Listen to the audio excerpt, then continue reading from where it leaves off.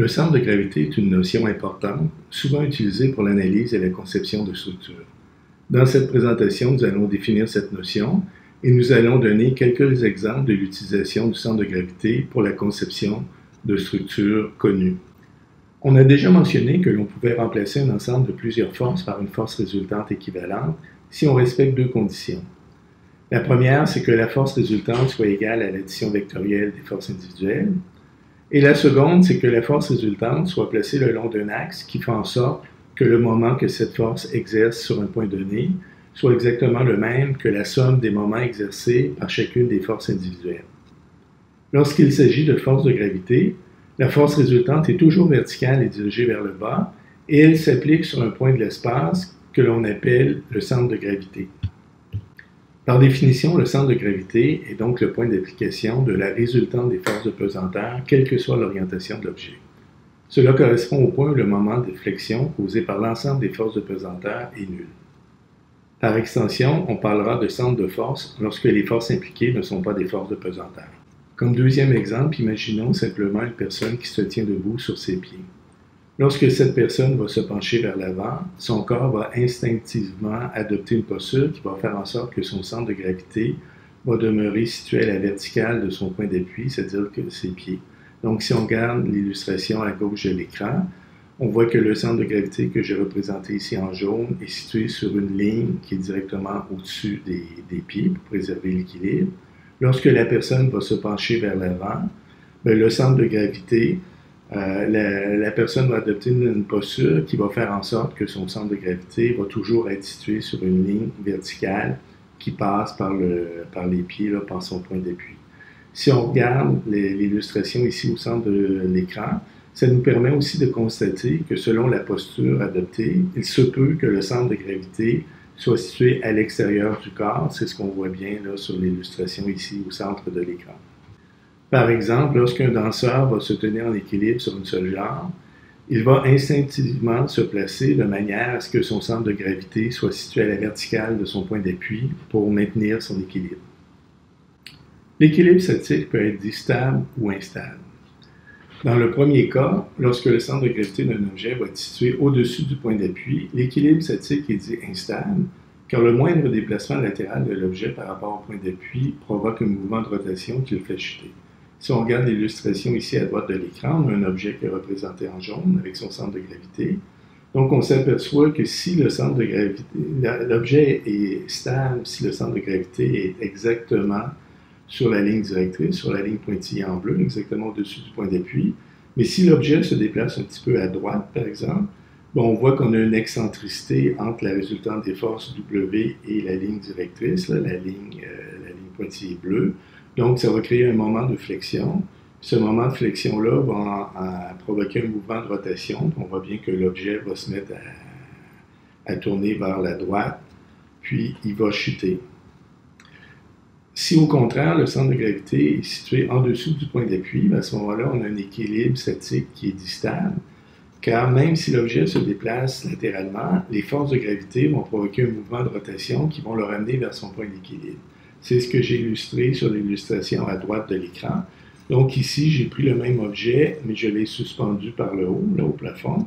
Donc on s'aperçoit que ici, si je déplace l'objet, si je le déplace à droite de la ligne directrice, j'ai une excentricité entre la résultante des forces W et la ligne directrice. Ça va créer un moment de rotation. Mais ce moment de rotation-là va entraîner un mouvement de rotation qui va ramener le corps vers sa position d'équilibre. Donc, si je laissais le corps, j'aurai une oscillation un peu comme sur un pendule, puis mon objet finirait par se stabiliser là, de façon à ce que son centre de gravité soit situé directement sur la ligne directrice. Donc, dans le premier cas, sur l'illustration de gauche, j'ai un équilibre statique mais qui est instable, c'est-à-dire dès que j'ai un petit mouvement latéral, l'équilibre n'est plus maintenu, alors que dans le deuxième cas, j'ai un équilibre stable, c'est-à-dire même si l'objet bouge un petit peu, il va toujours naturellement revenir à son point d'équilibre. L'illustration ici en droite de l'écran montre un exemple spectaculaire qui est souvent utilisé pour illustrer le concept d'équilibre statique. Dans cet exemple, on joint ensemble une fourchette et une cuillère, et on les met en appui sur un objet, ici c'est un verre d'eau, à l'aide d'un cure-dent. Donc, à première vue, on a l'impression que l'ensemble formé par la cuillère et la fourchette flotte dans les airs de façon un peu mystérieuse, parce qu'on a l'impression que tout le poids est situé à gauche du point d'appui et que ce poids-là est équilibré uniquement par un tout petit bout de cure-dent, là, donc point négligeable, à droite de l'appui. Donc, on a l'impression que l'équilibre n'est pas naturel.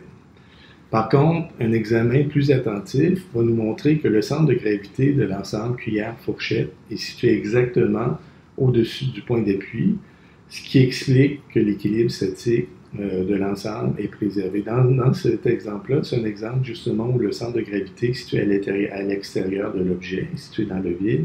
C'est ça qui nous donne l'impression en fait que l'ensemble cuillère-fourchette flotte dans les airs de façon un peu inexpliquée. Ici à l'écran, j'ai mis une illustration d'un exemple similaire. En fait, c'est un jouet avec un petit oiseau en plastique qui tient en équilibre sur le bout du doigt. Donc là aussi, on a l'impression que c'est anormal, on a l'impression que tout l'oiseau est situé à droite du point d'appui. Mais encore une fois, on a augmenté le poids au bout des ailes, ce qui fait en sorte que la répartition du poids dans le petit oiseau en plastique a été choisie de façon à ce que le centre de gravité soit situé exactement au-dessus de son bec, ce qui fait que l'oiseau demeure en équilibre lorsqu'on appuie sur le bec. C'est ce qui explique aussi que les funambules utilisent généralement une longue perche pour garder leur équilibre. En effet, puisque la masse de la perche est située loin du centre de gravité, un déplacement latéral de la perche de quelques centimètres permet toujours de ramener le centre de gravité du funambule directement au-dessus du fil pour préserver son équilibre statique. Si on n'a pas de perche, à ce moment-là, de légers mouvements de quelques millimètres là, de chaque côté du fil tendent à nous faire perdre notre équilibre. Donc, c'est beaucoup plus difficile de préserver l'équilibre. En l'absence de perche, le funambule va tenir ses bras en l'air, puis va bouger ses bras pour toujours ramener son centre de gravité au-dessus du fil. Les deux figures ici à la droite de l'écran montrent des exemples de jouets dont l'équilibre semble précaire, mais qui en fait sont en condition d'équilibre stable car leur centre de gravité est situé en dessous du point d'appui. Donc dans les deux cas, on voit que la répartition du poids des jouets est choisie pour faire en sorte que le centre de gravité soit en dessous du point d'appui. Donc même lorsqu'on pousse le petit ours là, ou la petite poupée latéralement, l'objet va osciller, mais il va toujours revenir à son point d'équilibre sans tomber. Donc on est dans un cas d'équilibre statique stable. Le même principe a permis la construction des deux tours jumelles Porta di Europa à Madrid en 1996. Ces tours font 115 mètres de hauteur et sont inclinées de 15 degrés par rapport vertical, ce qui constitue vraiment une prouesse technique. Pour vous donner une comparaison, la tour de Pise, qu'on trouve très inclinée, est inclinée uniquement de 4 degrés. Donc, dans ce cas-là, comme pour l'exemple précédent de la Space Needle, on a utilisé un immense ballast de béton qui fait 50 mètres par 12,5 mètres par 10 mètres en sous-sol pour stabiliser la structure. Donc, ce ballast-là est très lourd, il va peser 15 400 tonnes, puis il va permettre d'abaisser le centre de gravité des tours. Donc ici, on a une vue des deux tours. On voit l'inclinaison des tours qui est très importante. Et ici, à droite, on a une photo de la tour durant la construction. À gauche, on a une coupe de la structure. Donc, on voit qu'on a un noyau central en béton qui rajoute du poids puis qui contribue aussi à déplacer le centre de gravité vers le centre de la tour, ce qui contribue à sa stabilité. Et en plus de ça, comme on le voit sur le diagramme à cause de l'écran, on a en sous-sol l'immense ballast dont je parlais, là, qui rajoute beaucoup de poids en sous-sol pour baisser la position du centre de gravité et pour assurer la stabilité de la tour lorsqu'elle est exposée à des charges de vent et de séisme. Dans la plupart des cas, on peut considérer que le poids du bâtiment est réparti sur toute la surface disponible au sol. Donc, dans ces conditions, on peut distinguer 3 cas de figure. Le premier cas, c'est ce qu'on voit ici sur l'illustration en bas, en haut gauche de l'écran. C'est si le centre de gravité est situé au centre du bâtiment. À ce moment-là, le poids du bâtiment va faire en sorte qu'on va exercer une pression uniforme au niveau des fondations, là, que j'ai représenté en bas par les petites flèches rouges. Le deuxième cas de figure, c'est que notre centre de gravité ne sera pas situé au centre du bâtiment, il va être décalé, mais il va quand même rester à l'intérieur du tiers central du bâtiment. Donc, dans ce cas-là, comme on voit ici sur l'illustration en bas au centre de l'écran, le centre de gravité va être déplacé. Le poids du bâtiment va exercer une pression sur le sol, mais cette pression-là ne sera pas uniforme sur toute la surface. On voit que pour l'illustration ici au centre de l'écran, la pression exercée sur le sol va être plus grande à droite du bâtiment et va être moins grande à gauche du bâtiment, et le bâtiment va avoir tendance un peu à pivoter puis à s'enfoncer dans le sol. Finalement, le troisième cas de figure, c'est ce qui est illustré en bas à droite de l'écran. C'est si le centre de gravité est situé à l'extérieur du tiers central, ben, à ce moment-là, on va avoir un profil de contrainte triangulaire, donc les contraintes à droite du bâtiment vont être beaucoup plus grandes, et on va avoir toute une partie à gauche du bâtiment qui en fait va avoir tendance à se soulever, là. Donc on aura pu, le poids sera plus réparti sur toute la surface de fondation, mais uniquement sur une partie de la surface de fondation. On va avoir un mouvement de rotation, on va avoir le bâtiment qui va avoir tendance à s'enfoncer dans le sol comme on voit, et ça peut éventuellement amener la chute du bâtiment, donc c'est quelque chose qu'on ne veut pas. Donc généralement dans les bâtiments, lorsque je vais avoir des bâtiments comme ça appuyés sur l'ensemble de la surface disponible au sol, ben, je vais vouloir toujours que le centre de gravité soit situé à l'intérieur du tiers central pour préserver l'équilibre statique. On peut donner ici quelques exemples de l'application de ce principe en architecture. Donc, le premier exemple, c'est les consoles du Stade olympique de Montréal. Donc, durant la construction, chacune des consoles était autoportante, donc devait supporter son propre poids. C'est la forme de chacune des 36 consoles qui ont été dessinées pour le Stade olympique a été choisie pour faire en sorte que son centre de gravité soit situé sur une ligne verticale qui passe par le centre du point d'appui. Donc, si vous regardez à l'écran, j'ai représenté en gris la masse de béton qui forme les consoles. Donc, c'était fait pour faire en sorte que le centre de gravité qui est représenté ici en bleu là, soit situé directement au-dessus du point d'appui des consoles au sol pour transmettre une pression uniforme sur le sol de fondation. Dans ce cas-là, c'était particulièrement important parce que la capacité portante du sol à Montréal, à l'endroit où on a construit le Stade olympique, était faible. Un deuxième exemple ici, c'est un bâtiment là, qui a été construit en Autriche. Donc, on a un très long porte-à-faux en béton. Puis la répartition du poids du béton a été choisie aussi de façon à ce que le centre de gravité soit situé au-dessus du point d'appui. Donc, ça nous permet d'avoir un grand porte-à-faux spectaculaire. On voit ici le même bâtiment. Là. Donc, on a l'impression d'avoir vraiment une grande masse de béton qui flotte dans le vide. Mais en fait, cette masse-là est en équilibre. Là. Le bâtiment n'a pas tendance à se renverser parce que le centre de gravité de toute la masse de béton est situé directement au-dessus du point d'appui.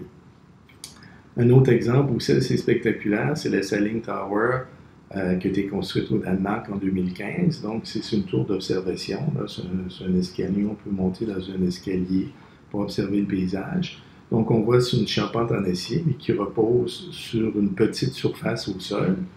Et qui a une forme là, ici un peu de flèche, ce qui fait qu'on a des grands porte-à-faux par rapport au point d'appui au sol. Là, on est en porte-à-faux entre autres au-dessus de l'eau, mais la forme de la tour a été soigneusement étudiée pour que son centre de gravité soit parfaitement aligné avec le point d'appui, ce qui fait qu'on a réussi à construire une forme spectaculaire qui s'appuie sur une toute petite surface. Donc on voit bien ici à l'écran le centre de gravité là, qui est au-dessus du centre. On a une autre vue de la tour ici, selon un autre point de vue. Donc, on voit le côté spectaculaire. Là.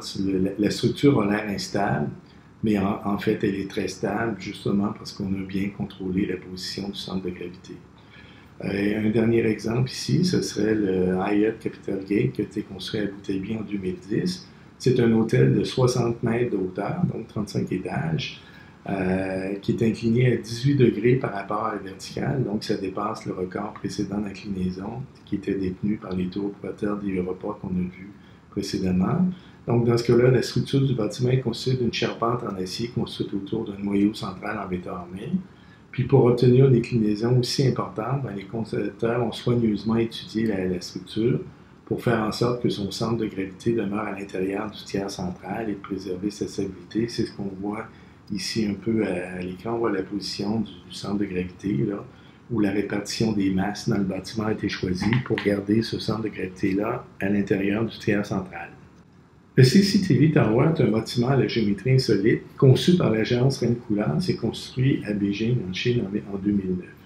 Ce bâtiment fait 234 mètres de hauteur et doit sa stabilité à un contrôle minutieux de la position de son centre de gravité. En fait, à mon avis, c'est probablement une des utilisations les plus ingénieuses de la maîtrise de la notion du centre de gravité dans la conception du bâtiment.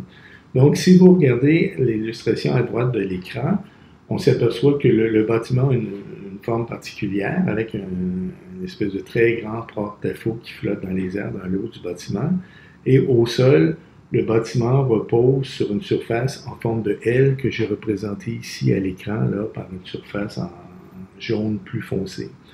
Donc, si on plaçait le centre de gravité de cette surface-là d'appui au sol en jaune foncé, on aurait le point bleu là, qui est représenté à l'écran, donc qui est le centre de gravité de l'appui au sol. Maintenant, si on plaçait le centre de gravité de l'ensemble du bâtiment, donc si on regardait le poids de tout le bâtiment qui est représenté ici en jaune, et qu'on ramenait la charge résultante au centre de gravité, le centre de gravité serait placé sur le point rouge qu'on voit ici à l'écran. Donc, le point rouge représente le centre de gravité de la masse de tout le bâtiment. Donc, on constate que le centre de gravité du bâtiment est aligné sur la même verticale que le centre de gravité de l'appui au sol. Ce qui signifie que le poids du bâtiment va être réparti uniformément sur toute la surface au sol, sur toute la surface au sol qui est en forme de L. Donc, le bâtiment n'aura pas tendance à se retourner. Donc, si je faisais une maquette de ça, puis que je mettais ça sur la table, la pression imposée sur la table serait constante, ce qui fait que si je poussais latéralement pour essayer de renverser l'objet, je m'apercevrais que cet objet-là est très stable et peu sensible aux forces de renversement, donc ce qui fait que le bâtiment va être très résistant aux forces latérales causées par le vent et au séisme. Donc c'est quelque chose de très ingénieux et vraiment toute la forme du bâtiment et la répartition des masses a été choisie très soigneusement pour atteindre ce résultat-là. Donc, on a ici une vue du bâtiment là, que vous connaissez, qui est célèbre, là, qui est très spectaculaire, puis qui fait une utilisation très fine là, du concept de centre de gravité.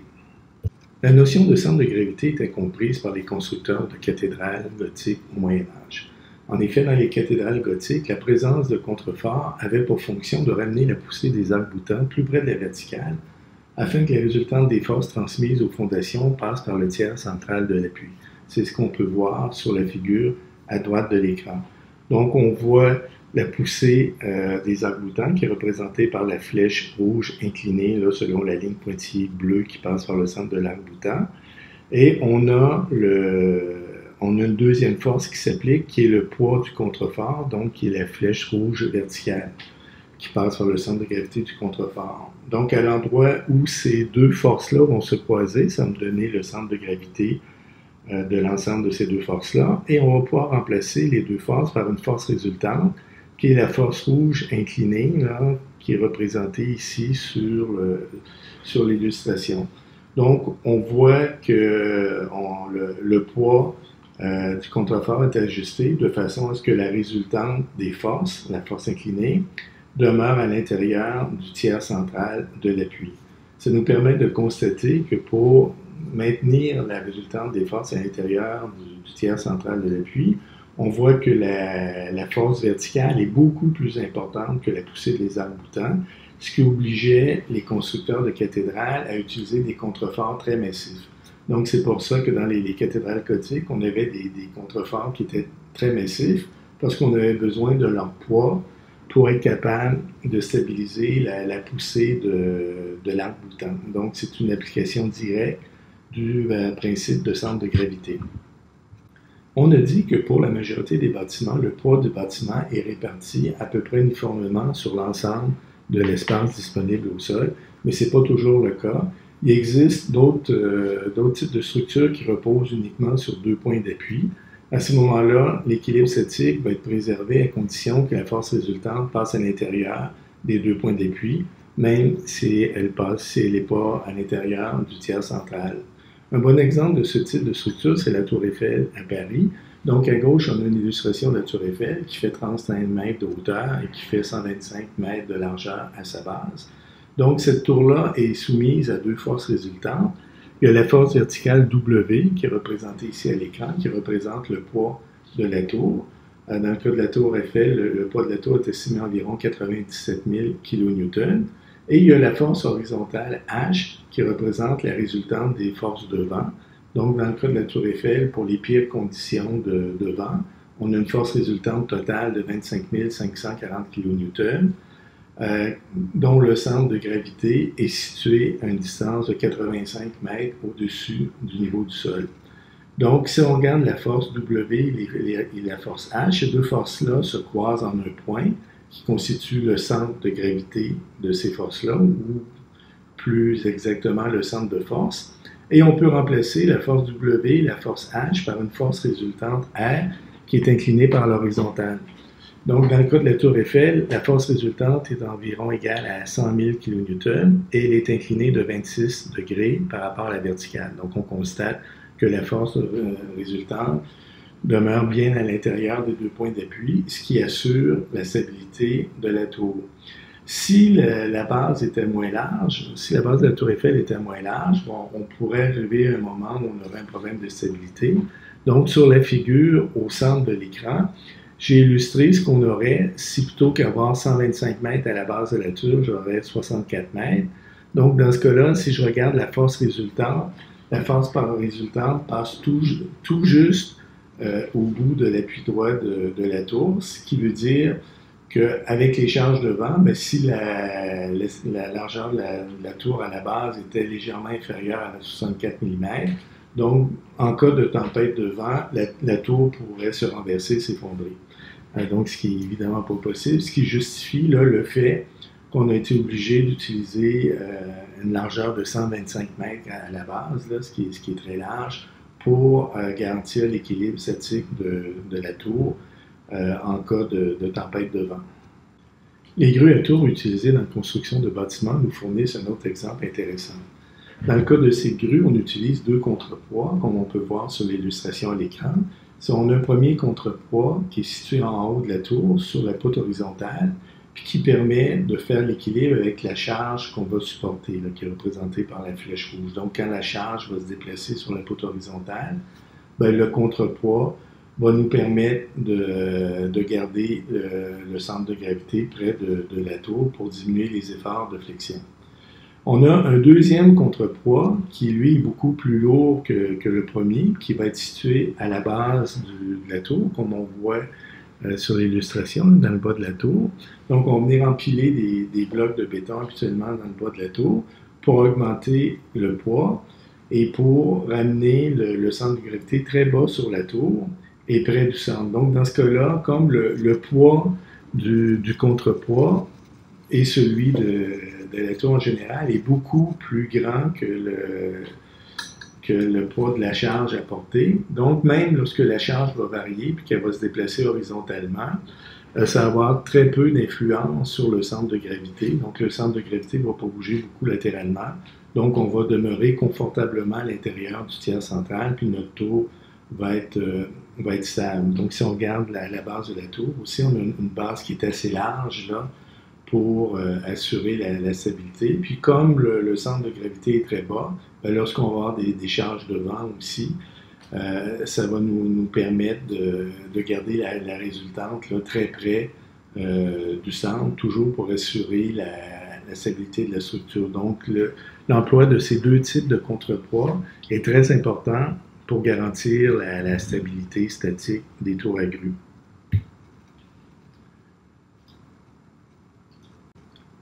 La passerelle de Larouin, construite dans les Pyrénées en 2002, nous fournit un exemple simple de la façon dont la notion de centre de gravité peut être utilisée pour concevoir des structures. Dans ce cas-là, on a une structure au banc, c'est-à-dire qu'on a un tablier central qui fait 110 mètres de portée, qui est suspendu à un mât par l'intermédiaire de haubans. Les mâts sont constitués de 2 tubes en acier de 630 mm de diamètre et de 15 mm d'épaisseur. Ces mâts-là font 1 mètre de haut. Et du côté opposé au banc, on a un câble d'acier qui retient le mât et qui assure l'équilibre statique de la structure. Donc, si on analyse ces structures-là, on a ici à l'écran, vous avez en jaune la position du centre de gravité des forces qui vont solliciter la structure. Donc, on pourrait remplacer l'effort de tension dans chacun des haubans par une force résultante. Donc, on a en rouge ici la force résultante de tension dans les tirants. À ça, on ajoute la tension dans le câble qui est situé à droite de la structure.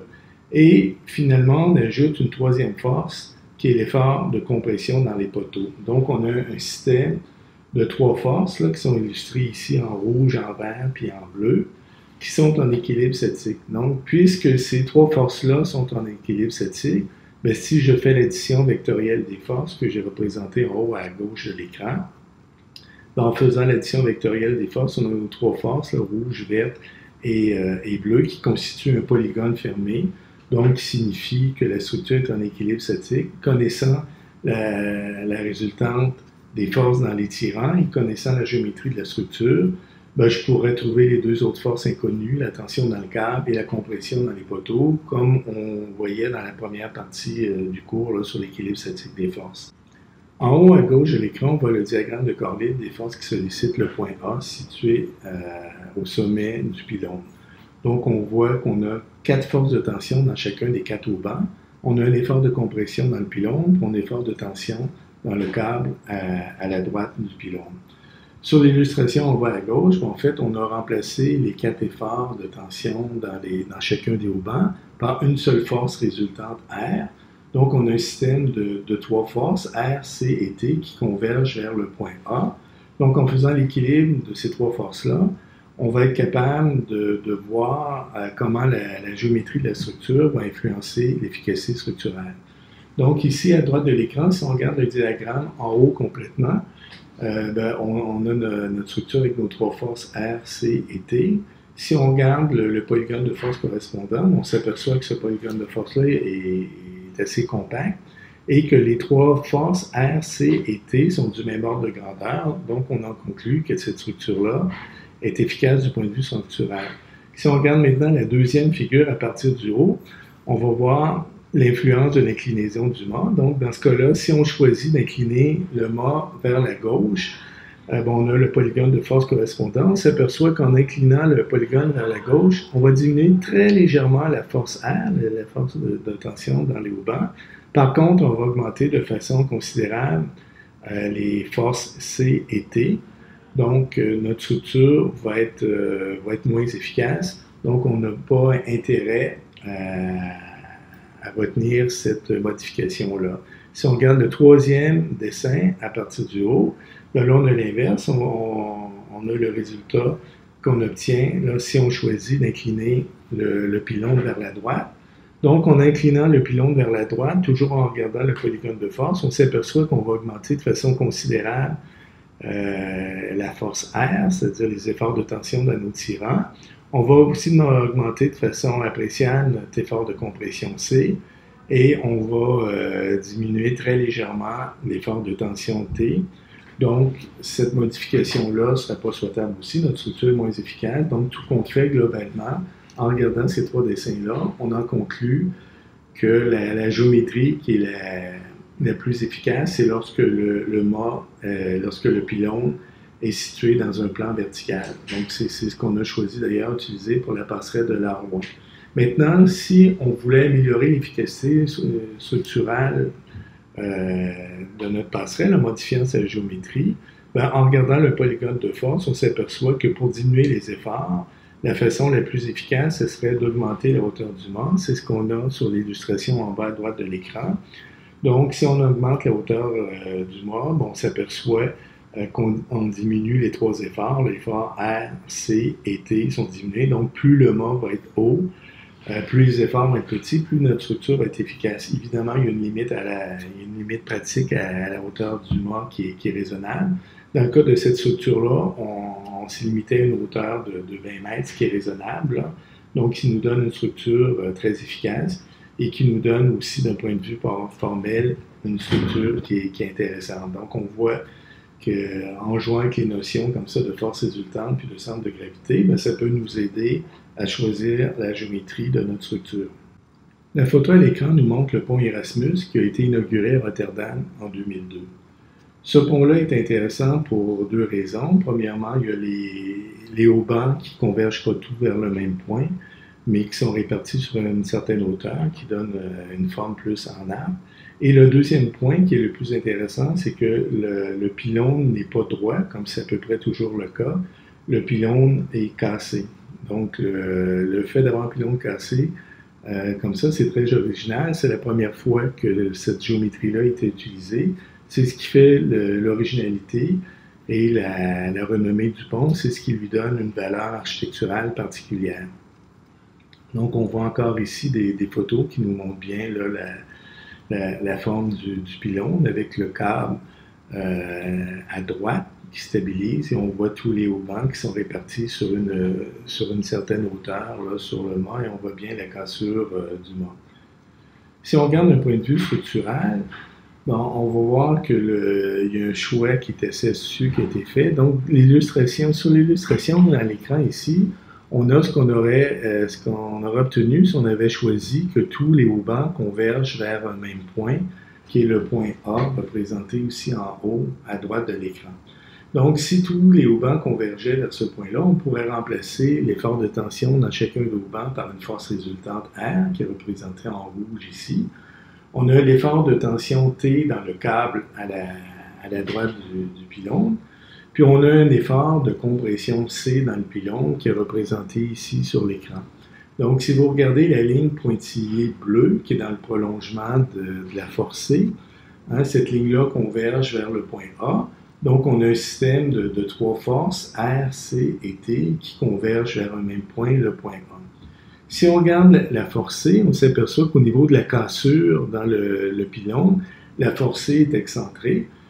Donc, on va avoir, on a une distance d'environ 12 mètres là, entre l'axe de la force C puis la surface du pylône, ce qui fait qu'à ce moment-là, on aura un moment de flexion qui est très grand. Le moment de flexion serait égal à notre force C fois son bras de levier, 12 mètres. Donc, on aurait une force C qui se mesure en centaines de milliers de kilonewtons multiplié par 12 mètres. Ça nous donnerait un moment de flexion qui se mesurerait en millions de kilonewton-mètres. Donc, ça nous donnerait un gros effort de flexion. Et pour résister à ces efforts-là, on aurait besoin que notre structure soit très grosse à cet endroit-là. Donc, on aurait une structure très massive qui lui enlèverait toute son élégance. Au lieu de faire ça, on a choisi la géométrie qui est représentée ici à droite de l'écran. Donc, on a réparti tous les haubans sur une hauteur assez grande, sur plusieurs mètres dans le haut du pylône, là, après la cassure. Ce qui fait que si on remplace les efforts, puis tous ces haubans-là convergent vers le point, qui est le point A, qui est illustré ici en haut à droite de l'écran. Donc, si on remplace les efforts de tension dans tous les haubans par une force résultante, on obtient la force résultante R, qui est illustrée en rouge ici, et qui converge vers le point A. On s'aperçoit dans ce cas-là que la force R, la force C et la force T constituent un ensemble de trois forces qui convergent toutes vers le point B, qui est illustré ici à l'écran. Donc, on est en équilibre statique. Mais dans ce cas-là, si on regarde au niveau de la cassure du pylône, on a réduit beaucoup l'excentricité. Avant, on avait une excentricité de 12 mètres. Ici, l'excentricité est très réduite. Donc, on va réduire beaucoup les efforts de flexion. Donc, notre pylône va travailler en compression, il va travailler un petit peu en flexion, et les efforts de flexion vont être relativement petits, ce qui fait qu'on va réussir à garder le pylône relativement petit.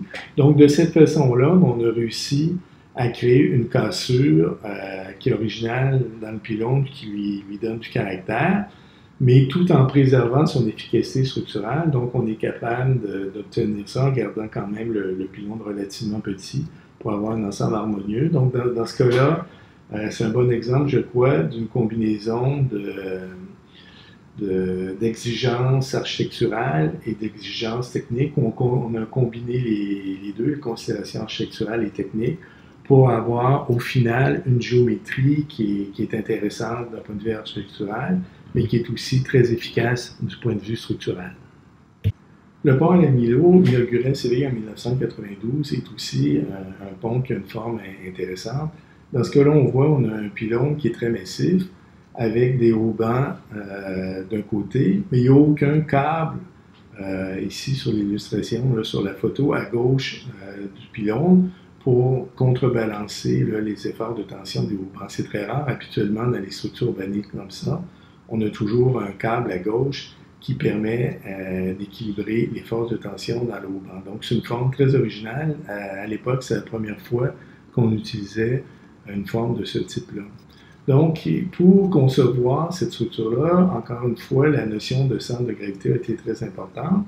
Donc, ici, j'ai reproduit une représentation schématique du pont avec le tablier et le mât incliné et les haubans. Donc, on pourrait remplacer les efforts de tension dans chacun des haubans par une force résultante, T, qui va s'appliquer sur le tablier, donc que j'ai représenté ici à l'écran.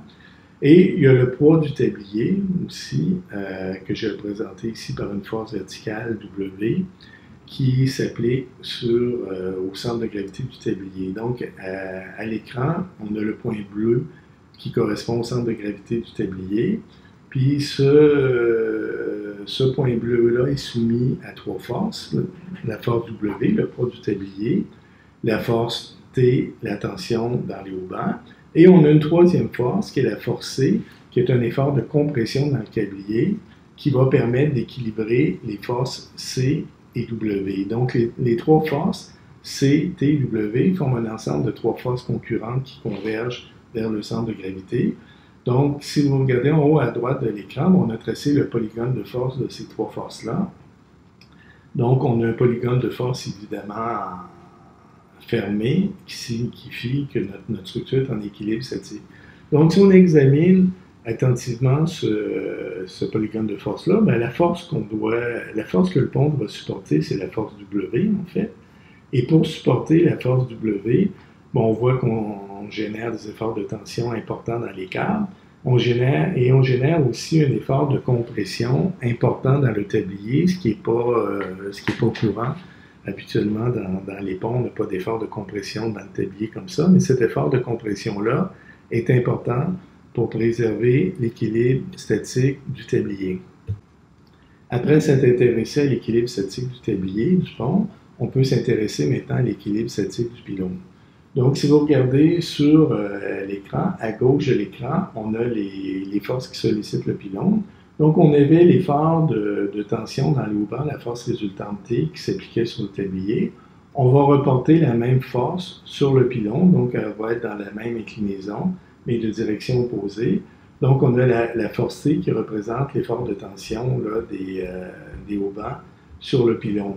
On a aussi une deuxième force qui est la force W indice PYL. En fait, c'est le poids du pylône, donc qui va passer aussi par le centre de gravité du pylône. Donc, on voit que les deux forces W indice PYL et la force T vont se croiser en un point qui est le centre de gravité du pylône. Donc, la forme du pylône a été choisie de façon à ce que ces deux forces-là se croisent à ce point-là.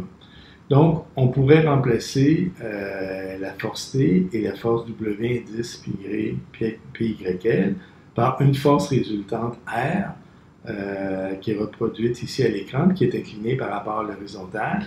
Et dans ce cas-là, on voit qu'on s'est organisé pour que notre force résultante ait la même inclinaison que le pylône. Hein. Tout ça est arrangé avec le gars des vues. Là, on a choisi la forme en conséquence. Donc, ça veut dire que notre force résultante, comme elle est dans l'axe du pylône, notre pylône va être sollicité uniquement en compression et ne sera pas soumis à des efforts de flexion, même si on n'a pas de câble à la gauche du pylône là, pour contrebalancer l'effet de tension dans les haubans. Si on regarde ici aussi le polygone de force, on s'aperçoit que la force W indice PIL là, est beaucoup plus grande que la force W, que le poids du pylône. Donc, en fait, si on faisait les calculs exacts, on constaterait que le poids du pylône est 2,5 fois plus élevé que la charge supportée par le tablier. Là. Ce qui fait qu'on a besoin d'une grosse masse pour préserver l'équilibre statique de la structure. Donc, notre pylône va être très gros. Dans ce cas-là, notre pylône, en fait, est constitué d'un caisson hexagonal en acier qui fait 8 mètres par 14 mètres et qui est rempli de béton pour l'alourdir. Donc, on a quelque chose de très massif. Mais c'est justement la masse du pylône qui contraste avec la légèreté du tablier et des haubans qui fait l'intérêt architectural aussi du projet. Si vous regardez en haut à droite de l'écran aussi, on a les forces qui vont s'appliquer au niveau des fondations. Donc, au niveau des fondations, on a notre force résultante R hein, qui va s'appliquer. Donc, cette force résultante R-là, on pourrait la décomposer en deux forces, une composante verticale et horizontale. La composante horizontale, on aurait la force C qui est égale à l'effort de compression qu'on a dans le tablier qu'on avait trouvé là, à la diapositive précédente. Et l'effort vertical va être égal à la somme du poids du tablier, W, plus le poids du pylône, W indice PYL. Donc, on constate quand même que la force à supporter, c'est la force W, mais que pour supporter cette force-là, ça génère dans notre structure, dans notre pylône et dans nos fondations, des forces beaucoup plus grandes. Donc, la structure est moins efficace structurellement, mais dans ce cas-là, la perte d'efficacité, je dirais, est justifiée par le résultat architectural. On a un résultat architectural là, qui est pas ordinaire et qui justifie cet effort structural. On a dit en fait que la force W, c'est le poids du tablier qu'on devait supporter. On peut apporter une précision à ça. En fait, le poids du tablier a deux composantes. Il y a le poids de la structure elle-même, mais il y a aussi le poids de la charge d'utilisation, c'est-à-dire le poids des véhicules, là, des voitures, des camions, puis des piétons qui vont circuler sur le pont. Donc, il y a trois cas de figure qui sont possibles, qui sont illustrés ici à l'écran. Donc, lorsqu'on a dimensionné la structure, on a choisi la forme de la structure et l'inclinaison du pylône de façon à ce que la résultante des forces soit orientée dans l'axe du pylône lorsque la charge supportée correspond au poids du tablier plus 50% de la charge d'utilisation, donc 50% du poids des véhicules. C'est ce qu'on a sur l'illustration ici au centre de l'écran. Hein, donc, c'est avec ça qu'on a choisi la géométrie de notre structure. Donc, pour ce cas de charge-là, le poids de tablier plus 50% de la charge d'utilisation, notre résultat passe par le centre de notre pylône. Donc, notre pylône est sollicité uniquement en compression, il ne subit pas des efforts de flexion. Le cas de charge va varier. Donc, à une extrémité, on va avoir ce qu'on a à gauche complètement, l'illustration à gauche. C'est lorsqu'il n'y a pas de véhicule sur le pont. À ce moment-là, le pont va supporter uniquement son propre poids. Ce qui fait que si vous regardez ici la résultante R va être excentrée par rapport à l'axe du pylône. Elle ne sera pas exactement dans l'axe du pylône, ce qui va générer des efforts de flexion que j'ai représentés ici par l'effort de flexion M là, à la base du mât. Là. Donc, le mât va avoir tendance à subir une rotation à sa base, puis il va générer des efforts. À l'inverse, si on regarde l'illustration à droite de l'écran, lorsqu'on va avoir 100% de la charge d'utilisation, c'est-à-dire qu'on va avoir le maximum de véhicules sur le pont, là, ma résultante R va être plus importante. Elle va être aussi excentrée par rapport à l'axe du pylône, ce qui fait que je transmets un effort de compression au sol, un effort axial dans le pylône, mais je vais avoir aussi un moment de flexion M au niveau des fondations. Donc, c'est ce qui explique aussi que l'excentricité de la charge va créer un moment de flexion important quand même au niveau des fondations. Donc, si vous regardez la forme du pylône, la forme est évasée à la base, hein, donc le pylône est relativement petit et devient beaucoup plus large à la base. Puis c'est le fait d'avoir quelque chose de très large comme ça à la base qui va nous permettre justement d'être capable de résister au moment de flexion. Santiago Calatrava, l'architecte qui a conçu l'Amilio Bridge, a conçu et construit un pont un peu similaire une dizaine d'années plus tard, c'est-à-dire le Sandial Bridge, qui a été inauguré en Californie en 2004. Dans ce cas-là, on a un peu le même principe. On a un mât unique qui supporte une passerelle avec le haubans d'un seul côté. La portée du pont est à peu près la même que celle de l'Amilio Bridge. La différence, mais elle est notable, c'est qu'ici, on a une passerelle piétonne, donc elle est 5 fois moins large. Et comme c'est une passerelle piétonne, on n'a pas de camion, on n'a pas de poids lourd. Donc, les charges d'utilisation sont beaucoup plus faibles que celles qu'on retrouve pour l'Amilio Bridge. Le mât aussi est moins haut. Le mât est 2 fois moins haut. Donc, si on regarde la conception de ce mât-là et les efforts qu'il sollicite, encore une fois, on a deux charges qui sollicitent le mât, c'est-à-dire on a l'effort de tension dans les haubans, où on a représenté ici en rouge la force T, qui est la résultante des efforts de tension dans les haubans, et on a le poids du mât qui est représenté ici par la force W. Dans ce cas-là, contrairement à l'Amilio Bridge, on avait choisi d'avoir une grosse masse de béton pour alourdir le mât, et c'est la masse, en fait, c'est la masse du pylône qui lui donnait cette stabilité. Ici, on a une structure évidée en acier, donc on a une structure plus légère, ce qui fait que la force W est petite par rapport à la force T. Donc, si on combine la force W et la force T, on a la force résultante R qui est représentée ici à l'écran. Et par rapport au point d'appui au sol, on s'aperçoit qu'on a un très grand bras de levier, là, E. Donc, on va avoir un moment de flexion à la base du mât qui est très grand, qui est égal à la force R fois son bras de levier E, là, qui se mesure en dizaines de mètres. Donc, ça va nous prendre un mât qui est très, très large pour être capable de résister à ces efforts de flexion-là. Donc, si vous regardez la forme du mât à la base, elle s'élargit. Et à la base, c'est très large. À la base, on a environ 30 mètres de largeur à la base du mât pour supporter, pour être capable de reprendre les charges. Ça a fait en sorte que la construction du pont a été très coûteuse. Ce pont-là a coûté 8 fois plus que le budget qui a été prévu initialement. Puis la forme architecturale est exceptionnelle, est très intéressante, donc c'est une grande valeur architecturale. Mais pour obtenir l'effet architectural recherché, on a sacrifié l'efficacité structurale, ce qui fait que le pont coûtait très cher. Le pont s'appelle aussi le Sundial Bridge parce qu'il devait agir comme un cadran solaire pour indiquer l'heure. Mais étant donné les coûts impliqués, on n'a pas pu construire la géométrie qui a été prévue initialement. On a été obligé de la modifier, ce qui fait que maintenant le pylône agit comme un cadran solaire, mais il donne l'heure exacte uniquement 2 fois par année, au printemps et à l'automne. Donc, c'est pas possible.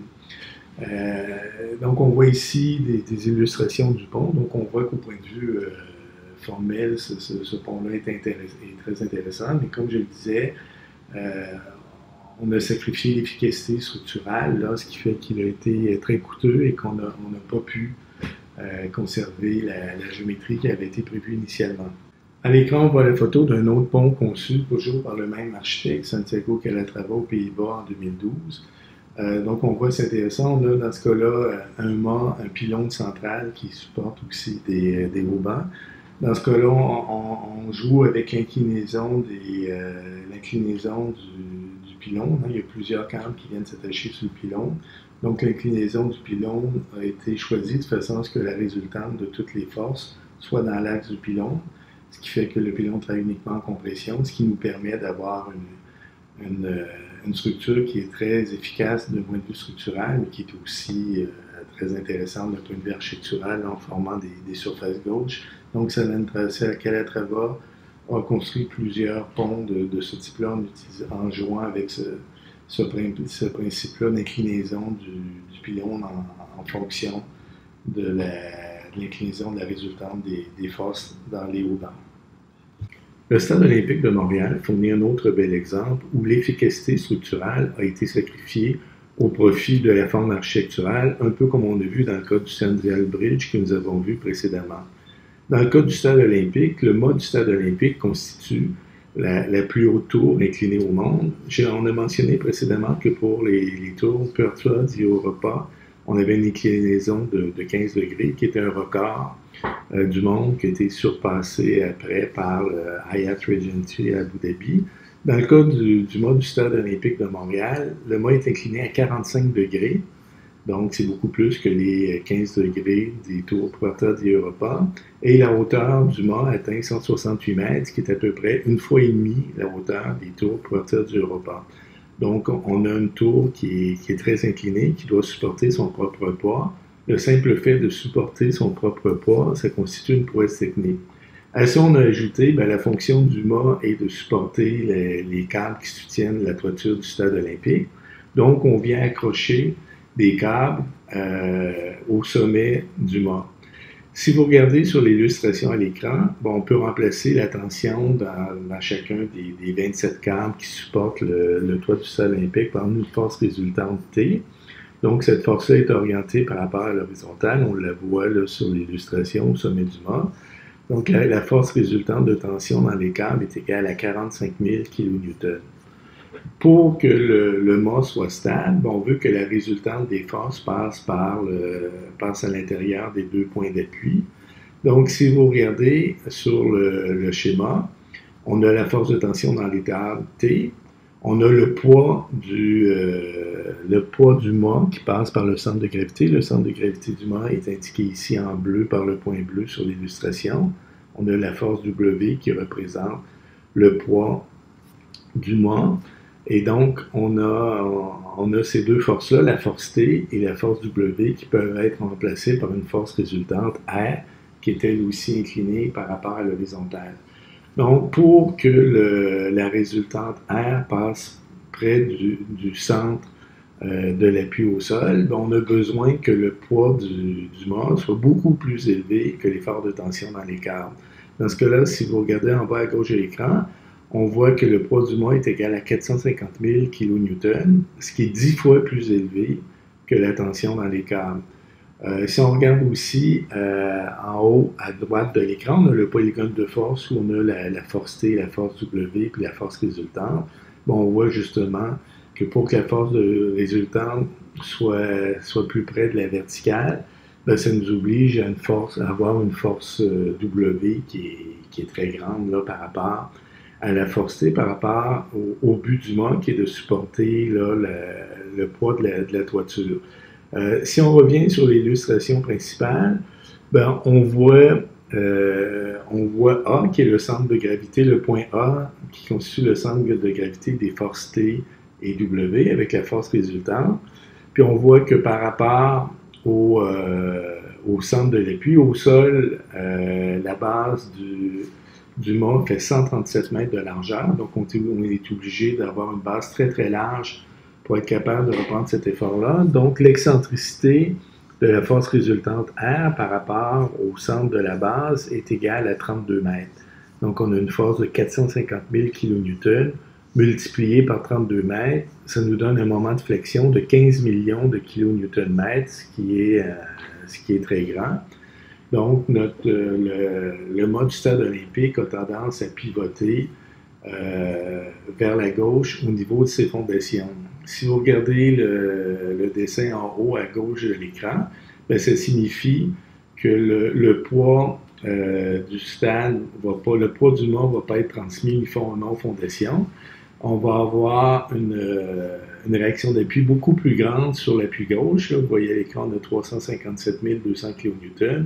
C'est presque 3 fois plus grand que l'appui que la réaction d'appui sur l'appui droite, qui était égale à 129 900 kN.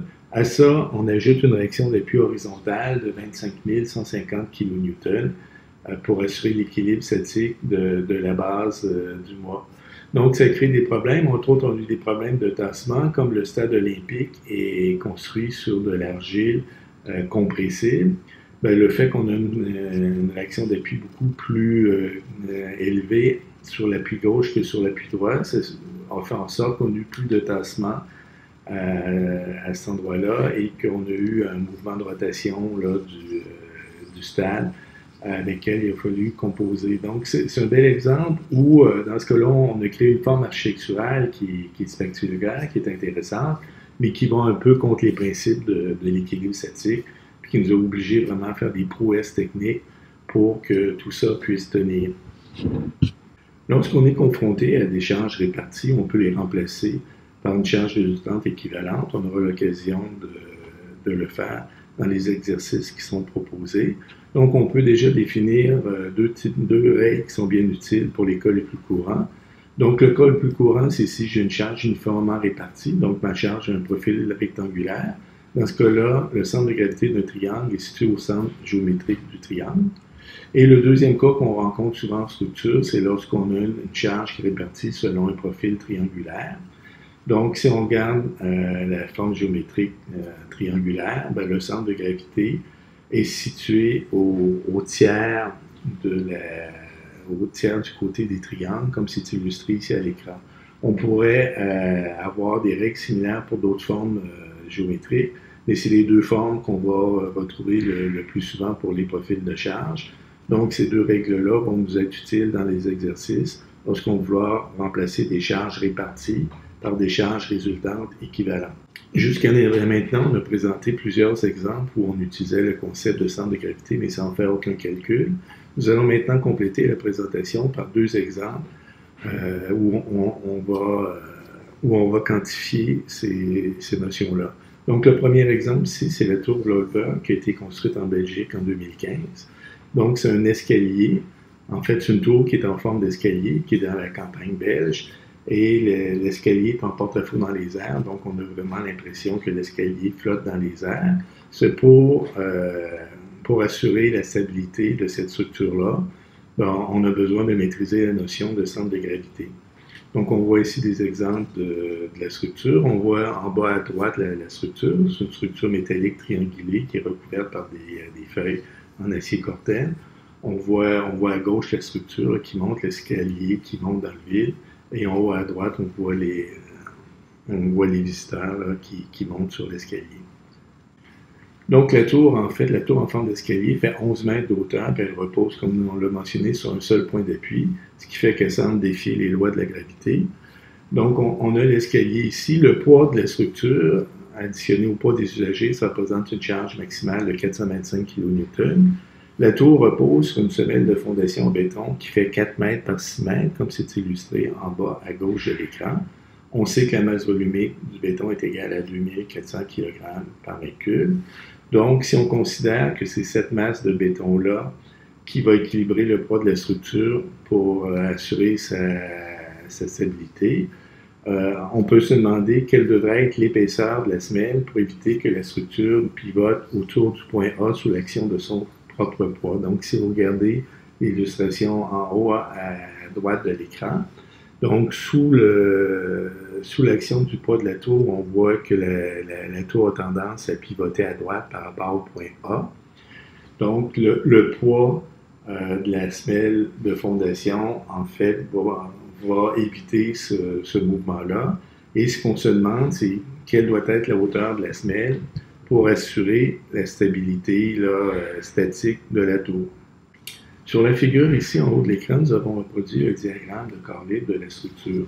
Donc on voit notre escalier qui est représenté en jaune. On pourrait remplacer le poids de l'escalier par une force résultante équivalente, qui est la force W, qui est représentée ici à l'écran, qu'on va placer au centre de gravité. Dans ce cas-là, si on considère que la charge est uniformément répartie sur toute la longueur de l'escalier, le centre de gravité va être situé au centre géométrique, donc comme l'escalier fait 20,4 mètres de largeur, le centre de gravité va être placé à une distance de 10,2 mètres par rapport à l'extrémité gauche de l'escalier, comme on peut le voir à l'écran. Ensuite, on a une deuxième force qui va s'appliquer sur notre structure, c'est le poids de notre semelle de fondation, qu'on a représenté ici par la force C. La semelle de fondation est en béton est représentée par le rectangle gris. Donc, on peut remplacer le poids de la semelle par une force résultante C qui va être placée au centre de gravité. Dans ce cas-là, le centre de gravité va être aussi situé au centre géométrique, donc c'est-à-dire à une distance de 2 mètres par rapport à l'extrémité droite de la semelle, puisque la semelle fait 4 mètres de largeur. Donc, si on regarde l'équilibre de notre structure autour du point A, bon, on a la force W fois son bras de levier par rapport au point A qui va chercher à entraîner une rotation de l'escalier dans le sens horaire. Et puis, on a la force C, le poids de notre semelle de fondation, fois son bras de levier par rapport au point A, qui va avoir tendance à créer un mouvement de rotation dans le sens anti-horaire. Donc, ce qu'on veut, c'est que le mouvement de rotation dans le sens anti-horaire qui est dû au poids de notre semelle de fondation soit plus grand que le moment de rotation dans le sens horaire qui est dû au poids de notre escalier, de façon à s'assurer que notre escalier va demeurer en équilibre statique, qui ne bougera pas. Donc, si vous regardez en bas de l'écran, on a notre force C fois son bras de levier. Si on regarde sur le diagramme de corps libre, si on regardait attentivement, on verrait que la distance entre le centre de gravité de la semelle et le point A est égale à 1 mètre. Donc, on a notre force C fois son bras de levier qui est égal à 1 mètre. Et on a, ça doit être plus grand que le poids de notre escalier, la force W qui est égale à 425 kN fois son bras de levier. Et son bras de levier par rapport au point A, si on regarde sur le diagramme de corps libre, le bras de levier va être égal à 10,2 mètres moins 1,8 mètres. Donc, si on donnait un bras de levier de 8,4 mètres, si on isole la valeur de C dans cette équation-là, on va trouver que C va être égal à 425 kN fois 8,4 mètres divisé par 1 mètre, donc 3570 kN. Ça signifie qu'on veut que le poids de notre semelle soit supérieur à 3570 kN. Donc, si on regarde le poids de la semelle, bon, on connaît la masse volumique du béton, 24 kN par mètre cube, fois les dimensions de la semelle, donc 4 mètres de largeur, 6 mètres de profondeur, puis fois H, la hauteur de la semelle. Puis ça, on veut que ce soit plus grand que 3570 kN. Donc, si on isole la valeur de H là-dedans, on va trouver que H, la hauteur de la semelle, doit être plus grande que 3570 kN divisé par 24 kN par mètre cube fois 4 mètres fois 6 mètres. Donc, ça nous donne une hauteur de 6,2 mètres, ce qui signifie que si on voulait stabiliser notre tour uniquement avec le poids de la semelle de fondation, notre semelle de fondation devrait avoir 6,2 mètres d'épaisseur, donc une semelle très épaisse. Sur la figure en bas à droite de l'écran, on voit une illustration qui montre la semelle de fondation qui serait nécessaire pour assurer la stabilité de la tour si on compte uniquement sur le poids de la semelle. Donc on voit que notre semelle fait 6,2 mètres d'épaisseur.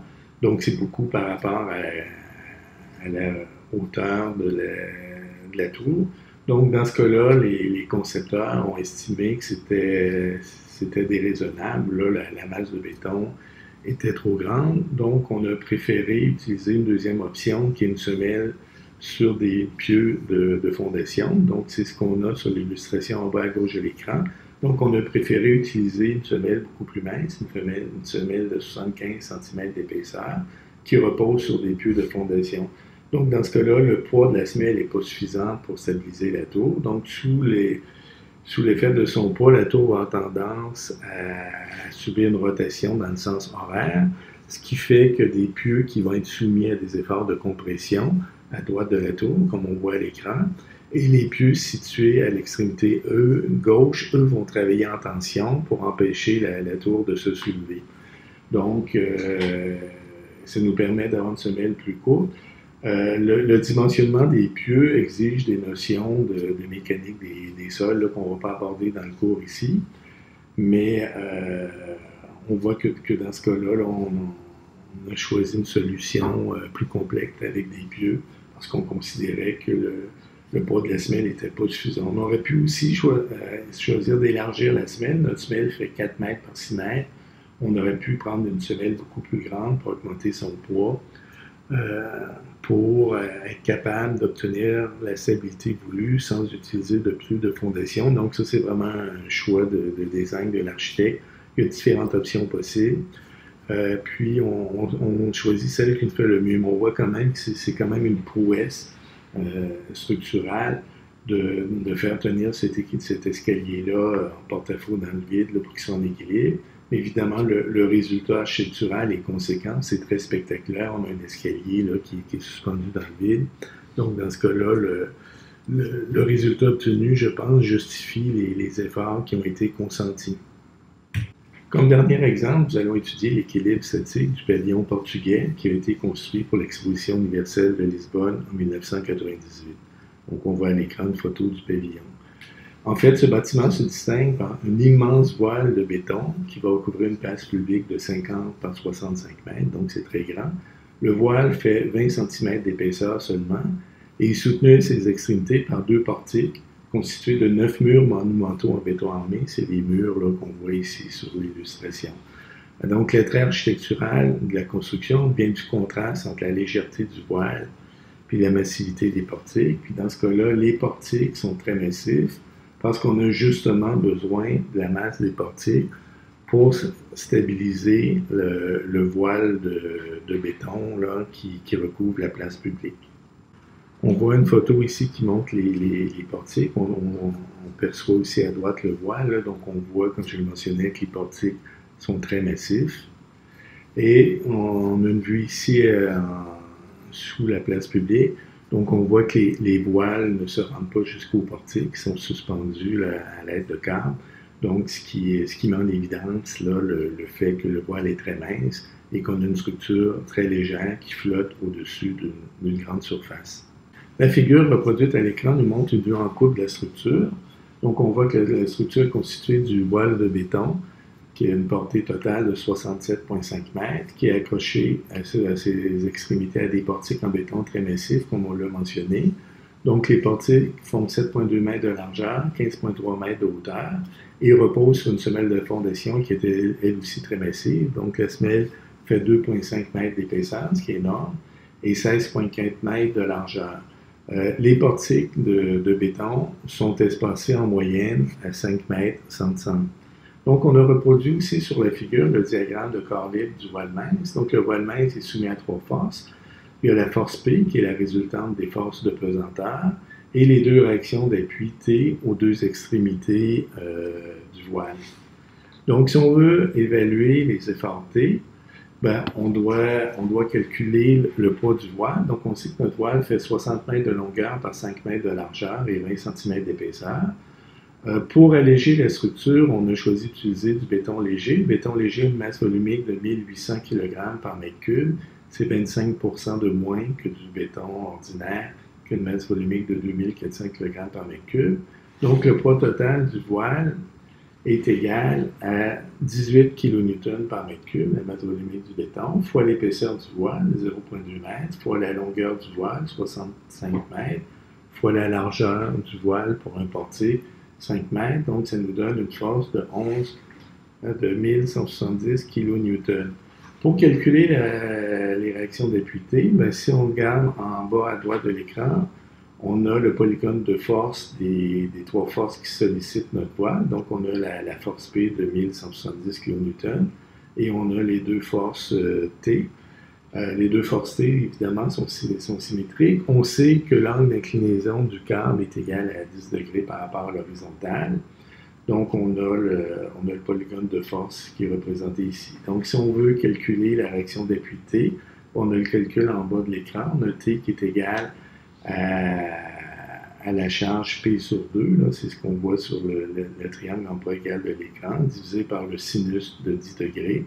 Donc, on a un effort de tension de 3370, qui est la réaction d'appui, qui va être prise par les portiques en béton armé.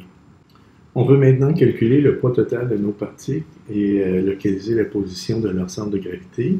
Donc, en haut à gauche de l'écran, on a la géométrie des portiques. Donc, on voit les murs en béton armé qui font 15,3 mètres de hauteur, 7,2 mètres de largeur et 1 mètre d'épaisseur, qui reposent sur des semelles qui sont aussi très massives. Les semelles font 2,5 mètres de hauteur, 16,4 mètres de largeur et 5 mètres d'épaisseur. Donc, on considère une tranche de bâtiment de 5 mètres de large.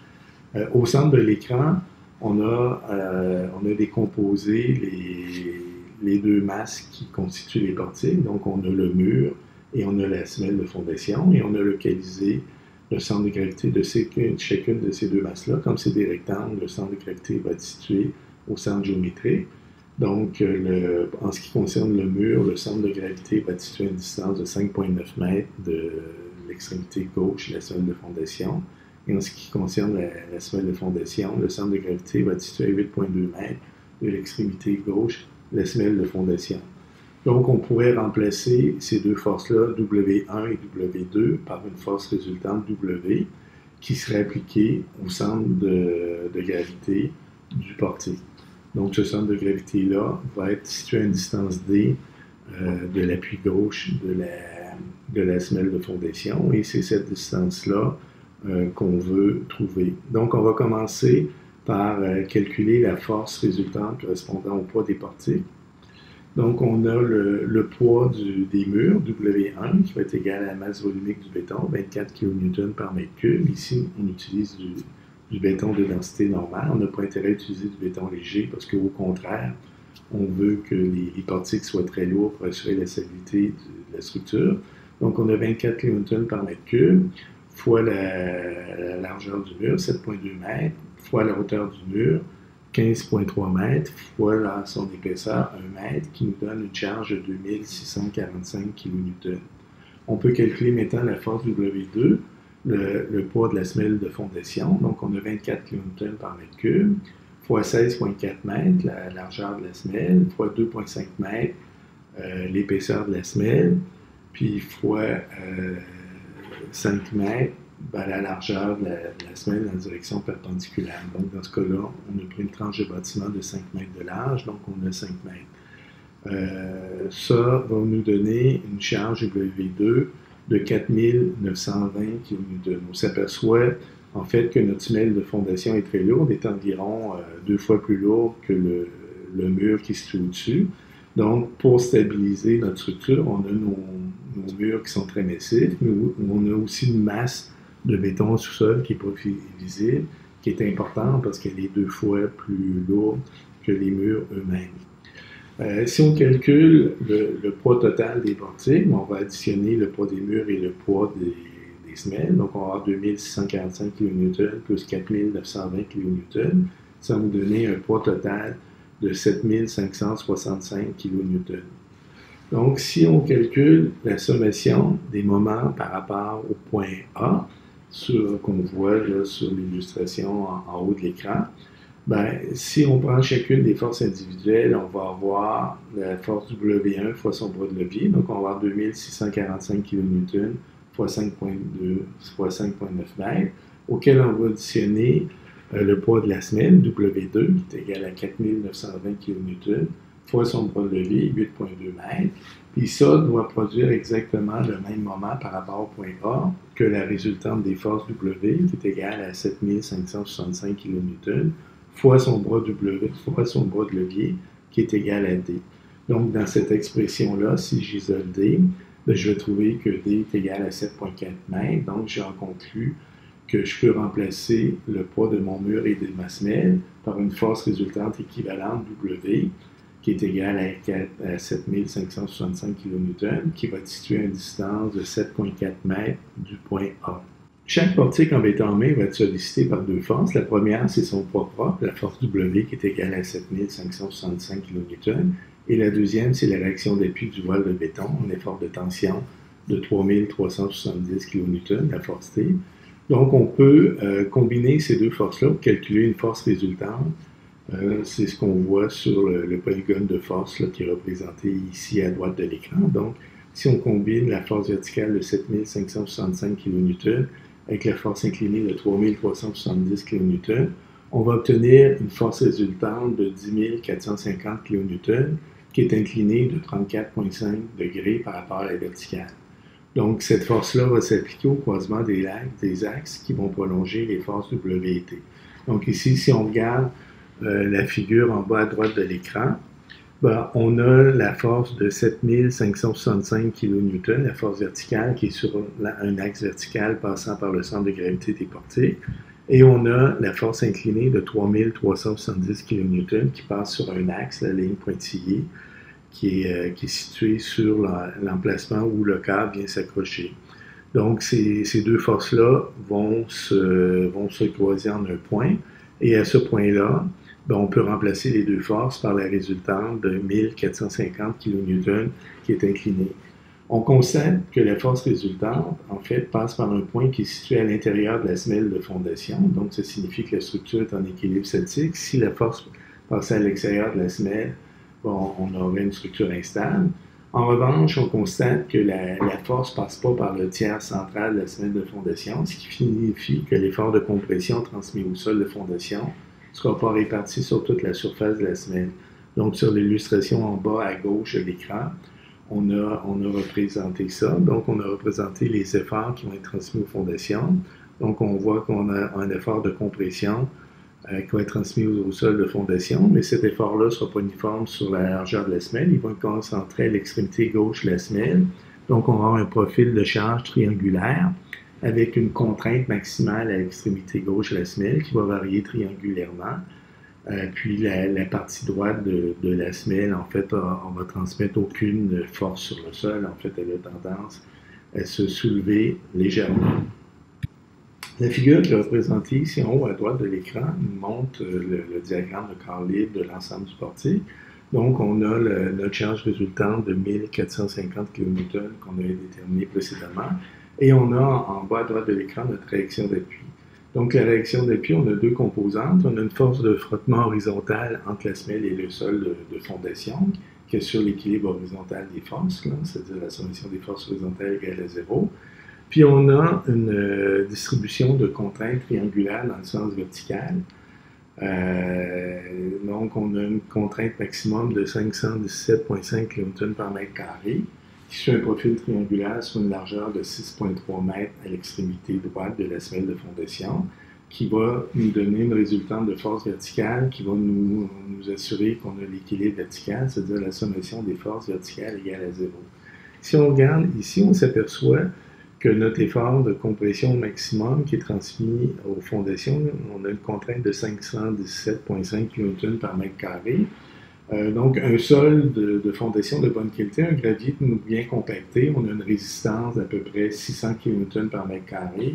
Donc, on voit que pour réussir ces efforts-là, on a besoin d'une fondation en gravier compacté de très bonne qualité. Donc, on va chercher à peu près la contrainte maximale que le sol est capable de supporter. Donc, on pousse le système un peu à son extrémité.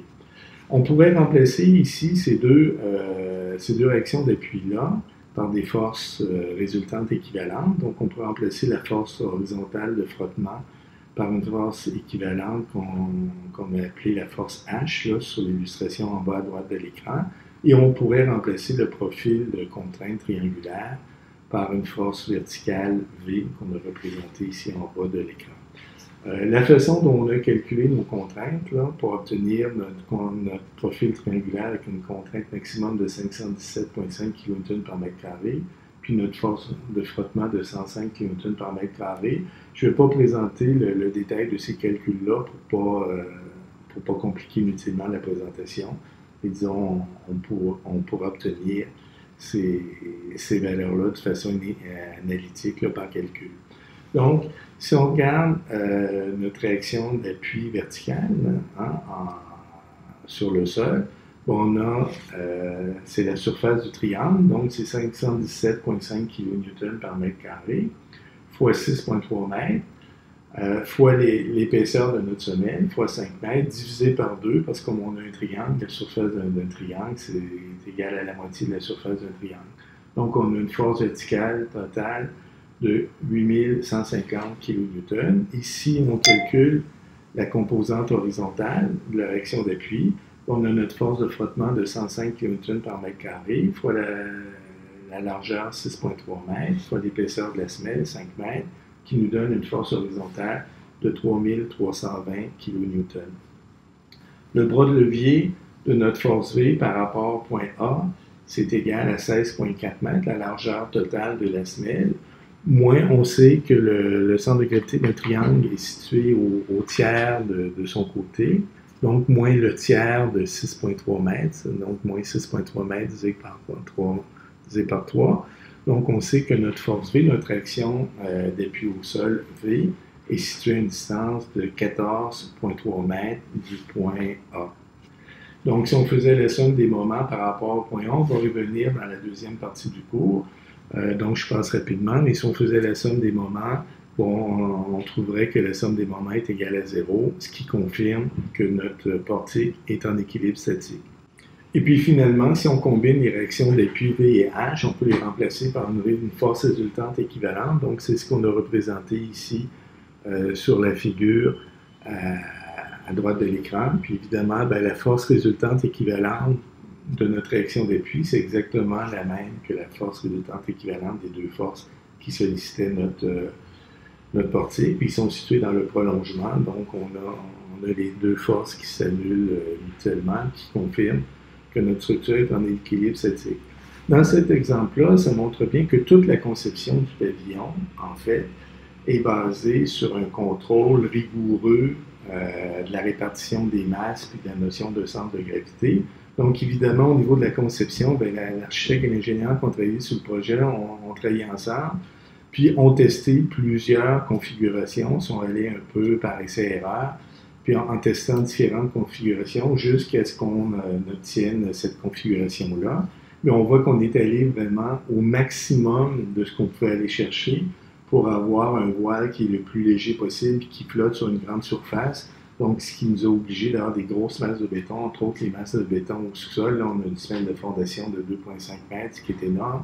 Et on sollicite aussi le sol de fondation à peu près à sa capacité maximale. On est près de 600 kN par mètre carré, qui est la capacité portante du sol. Puis on voit que la résultante passe très près de l'extrémité de la semelle. Donc, on n'aurait pas pu faire la semelle moins large parce que notre système n'aurait pas été en équilibre. Donc, c'est vraiment un équilibre de force où on a poussé le système au maximum pour obtenir le résultat architectural qui était recherché.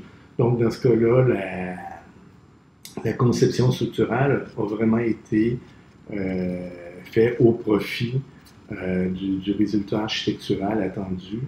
Et c'est un bon exemple d'optimisation technique d'une structure pour obtenir l'effet architectural recherché.